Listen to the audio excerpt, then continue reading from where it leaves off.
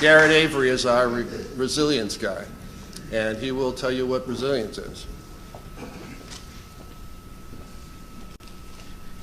Morning, everyone. So we're going to talk a little bit about resilience. And as I'm sure many of you are aware, resilience means a lot of things to a lot of people. So I wanted to first start with what it means to us, what it means to ULI generally.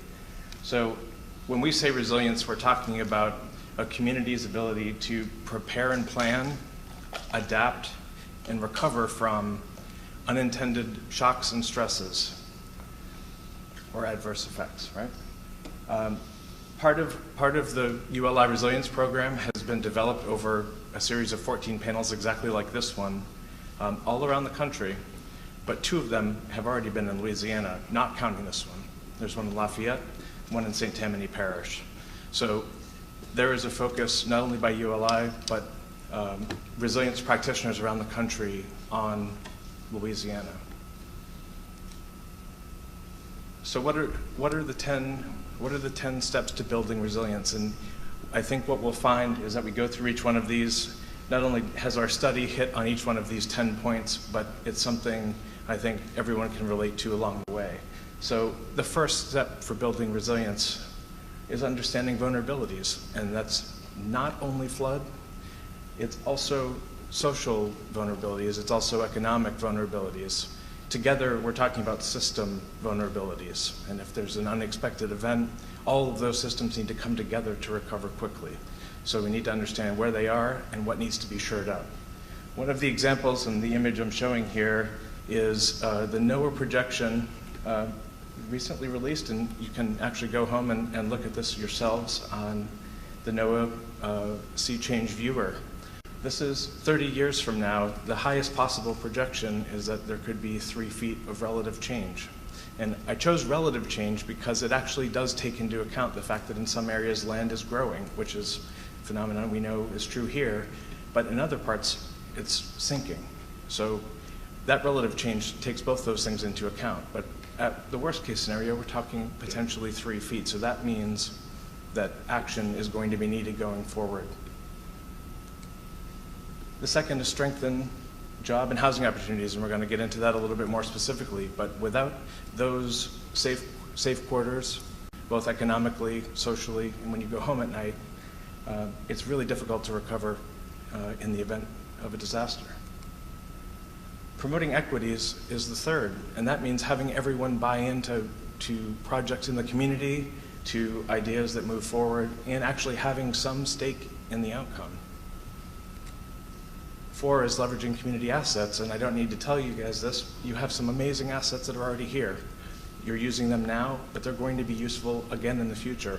We're showing Lafayette Park, or excuse me, Lawrence Park and Seawall in Berwick, but community assets are also you all, the people themselves. This is one of my favorite pictures, only because it illustrates the point, but number 5 is redefining how and where you build. This area has done an amazing job of creating a levee and pump system that protects a substantial amount of land. If FEMA certification is achieved, Morgan City and Berwick will be the only 2 in Southwest Louisiana that actually have 100-year flood protection, and that's pretty amazing and pretty unique, and that's something that can be marketed. We need to keep moving, though. Build the business case. Number 6, why would companies locate here if there isn't some assurance that the systems are working and they're safe to move here and their businesses won't be disrupted, their employees be sure to get to work every day, and systems are working to support them. This is another of my favorite. Accurately price the cost of inaction. This is Hurricane Sandy, and although I failed to introduce myself when I first stood up here, I'm actually leading Hurricane Sandy resilience work in New York as a landscape architect. My true favorite, though, as a landscape architect is number 8, is designing with natural systems. And again, I don't need to tell you any of this, but you guys live in and amongst some of the most amazing natural systems in the United States. They are truly incredible. They're being looked to all around the country as examples of how change in shoreline, change in relationships to water are playing out. And they're playing out in different ways all over the state, which is one of the most important things to remember. We need to rely on some of the natural systems, and that means either designing with nature, in the case of green infrastructure, or leaving it alone sometimes. Preserving natural area is the most cost-effective. It's already there, and it's doing its work. 9 is another important part. Whenever you do spend money on infrastructure and improvements, you have to make sure that every dollar you spend is returning $2 or $3 or $10 of benefit.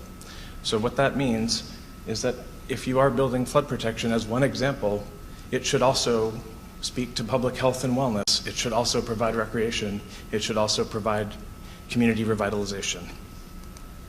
And then finally, harnessing innovation and technology. And Cliff mentioned it, I've mentioned it, but because of where you're situated, because of the attention on Louisiana, you have an amazing opportunity to be a living natural laboratory for research and development in the resilience field.